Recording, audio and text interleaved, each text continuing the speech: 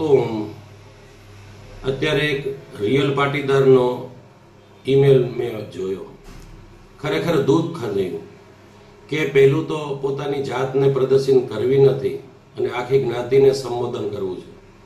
કોઈ પણ વ્યક્તિનું વજન તો જ પડે જો એ સામે આવીને વાત કરે અને વાદ વિવાદ કરે અથવા તો કોઈની શંકા અને સમાધાન હોય તો એનું નિરાકરણ કરે. પણ જ્યાં પોતાની ઓળખ જ છુપાવીને જો ફક્ત વાત જ કરવી હોય, કોઈનું સાંભળવું જ ન હોય, તો એની વાતને કેટલું આપણે સાચું માની શકીએ. વાત હતી અત્યારે જે ચૂંટણીની પ્રક્રિયા માટે ઘાટકોપરના કારોબારી હોદ્દેદાર અને પ્રમુખે ઘણી જ મનોમંથન કરી, પણ અમને ક્યાંય પણ એમાં સાથ પણ ન મળ્યો અને સહકાર ન મળ્યો, એટલે અમને ખરેખર દુઃખ થાય છે.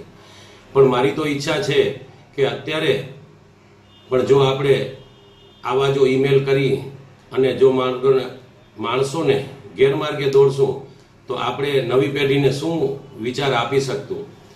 એક બાજુ આપણે એમ કહીએ છીએ કે એકતા અને જાગૃતિની વિચારધારા કઈ અલગ છે.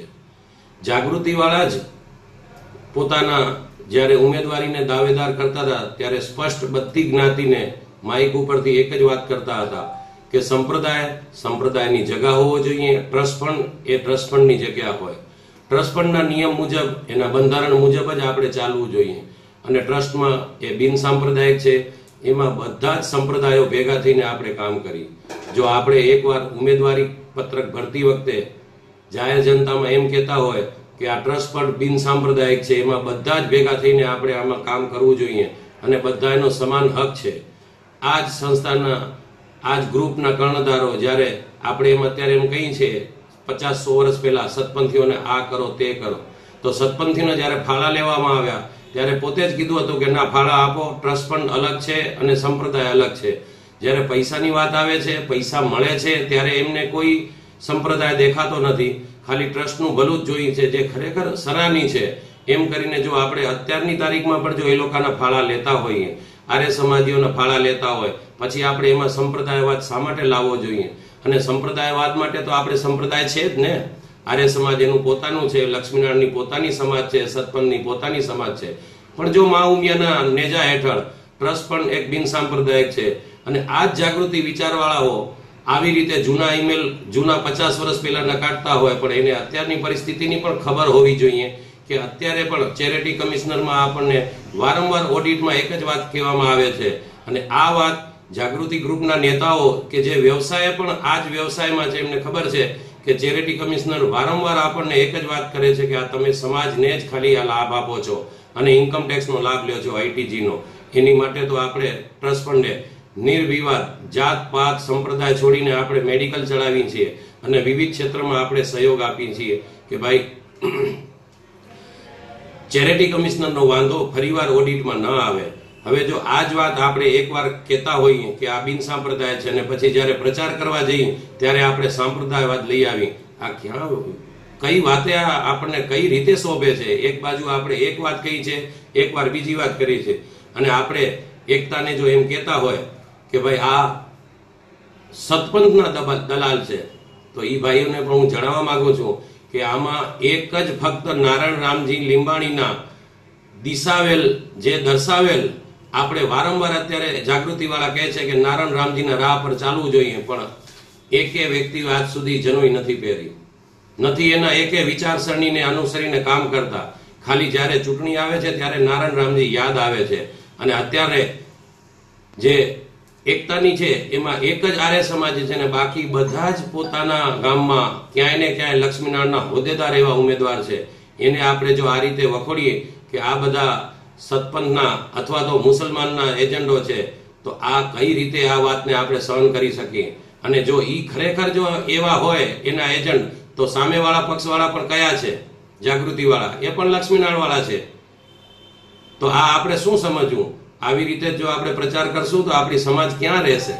કઈ ચીજમાં આપણે સાથ કરી શકશું? અને મારી તો બધાને વિનંતી છે કે સમાધાન ન થયું કોઈ વાંધો નહીં, પણ એના પરિણામ પાછલી આપણી ચૂંટણીમાં પણ આપણે જોયા હતા, અને અત્યારે આપણને એકવાર ચાન્સ આપ્યો હતો કે સમાધાન કરો, કારણ કે એમને ખબર હતી કે નિષ્પક્ષ રીતે એમને જે મહેનત કરી હતી ટ્રસ્ટ ફંડ માટે ચૂંટણી પ્રક્રિયામાં, અને એની ઉપર માછલા ધોવાના હતા. આ વખતે પણ ઈ જ જો આપણે હજી પણ આ નહીં કરીએ ને તો ફરી પાછા એ આક્ષેપ પાછા ચાલુ થઈ જશે, પંચ ઉપર થશે અને યુવક મંડળ ઉપર થશે.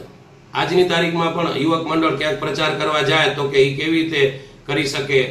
અરે ભાઈ, ઘાટકોપર અથવા 1 નંબરના ઝોન ઉપરના બધા જ યુવક મંડળ બહાર નીકળી ગયા છે, બાકીના કરે છે તો એ તો સ્વતંત્ર છે ને. અને રહી વાત પંચ, જો પંચ ઉપર પણ આપણે હાર્યા પછી જો આવી રીતે આક્ષેપ કરશું ને તો ભવિષ્યમાં ક્યારે પણ કોઈ પંચ માટે આગળ નહીં આવે. અને મહેરબાની કરીને આવા ઈમેલ જ્યારે ચૂંટણીના ટાણે થાય ત્યારે જ આવે છે, એનું આપણે શું સમજવું? આ જ વ્યક્તિઓ ઈ જ લક્ષ્મીનારાયણના ઉમેદવારો છે અથવા હોદ્દેદારો છે, એને આ વખતે તમે અત્યારે એમ એજન્ટ કહો છો તો આપણે શું સમજવું? આમાં લક્ષ્મીનારાયણ દસડીના ઉપપ્રમુખ, લુડવાના ઉપપ્રમુખ લક્ષ્મીનારાયણ સમાજના, કે હીરાભાઈ દેસલપરમાં લક્ષ્મીનારાયણના આગળ પડતા, અથવા દેસલપર સંસ્કારધામ જે આપણે એક અખિલ ભારતીય લેવલે સંસ્કારધામ છે, એમાં પાયાના પથ્થર એવા પરિવારમાંથી આવેલા છે. અને એવા જ ભીમજીભાઈ, આપ સૌ જાણો છો કે ટ્રસ્ટ ફંડ તો ઠીક છે, પણ વાંઢાઈમાં એના નાનાથી મોટા બધા જ કાર્યોમાં તેઓ મહિનાઓ સુધી ઉભા રહીને આપણે જો એ સહયોગ આપતા હોય ઉમિયા સંસ્થાનના કારોબારી સભ્યને, અને એને જો આપણે એમ કહેતા હોય કે આ મુસલમાનના એજન્ટ છે, તો એ કેટલી હદે વ્યાજબી છે એ આપણે પોતાને સમજવું પડશે. આપ સૌ સમજદાર છો કે કઈ વિચારધારા કેવી છે, કઈ વિચારધારા કેવી છે એ આપણે પણ સમજીએ છીએ. પણ અંતમાં એટલું જ કહીશ કે એવી રીતે બહુમતી આપીએ કે આવા ખોટા પ્રચારવાળાને આપણે મુંહ તોડ જડબા દેશું ને તો જ આ લોકોને ખબર પડશે કે સાચી હકીકત શું છે. 50 વર્ષ પહેલાના જે હતા એ પરિસ્થિતિ આજે પણ શક્ય છે તો એ જગ્યાએ છે, પણ આ ટ્રસ્ટમાં આપણે બધાએ માઇક ઉપરથી જ્યારે જો કહેવામાં આવતું હોય કે આ બિન સાંપ્રદાય છે તો એને બિન સાંપ્રદાય કરવા દો. અને અંતમાં એક જ વાત કહીશ કે આ બંધારણ સુધારવા માટે હમણાં જાગૃતિના કર્ણધારોએ જ સુધારેલું હતું 1 વર્ષ પહેલા.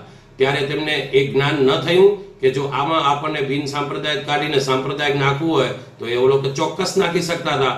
અને આખી જ્ઞાતિને ખબર છે કે ઈ બંધારણ પાસ કરાવવા માટે ઈ જ પોતે માઇક ઉપરથી હતા અને સરસ મજાનું એને પાસ કરાવ્યું. હવે જ્યારે ચૂંટણી આવી ત્યારે એમને સાંપ્રદાયવાદ દેખાય છે. તો આ કેટલે હદ સુધી યોગ્ય છે ને એ મને તો એ લાગે છે કે જ્યારે ચૂંટણી થઈને ચૂંટાઈ આવશે ને ત્યારે પાછા બધા જ કલરના, બધા જ સંપ્રદાયના પાછા હળી મળીને 3 વર્ષ સેવા કરશે. અને જે આવશે એ સેવા કરશે, પણ 3 વર્ષ પછી પાછા સાંપ્રદાય દેખાય છે. તો અંતમાં એટલું જ કહીશ કે જો આપણે એ વિચારધારામાં ન ભળી શકતા હોઈએ તો આપણે જે સંપ્રદાય છે ત્યાં જ સેવા કરવી જોઈએ, બીજા સંપ્રદાયમાં આપણે જવું જ ન જોઈએ. આટલું કહી અને મારી ફરી એકવાર વિનંતી છે કે સમજુ પ્રજા સમાજની એકતા જો ચાહતી હોય તો એકતાને જ વોટ કરો અને સંપૂર્ણ બહુમતીથી વોટ કરો. અસ્તુ. નમસ્તે.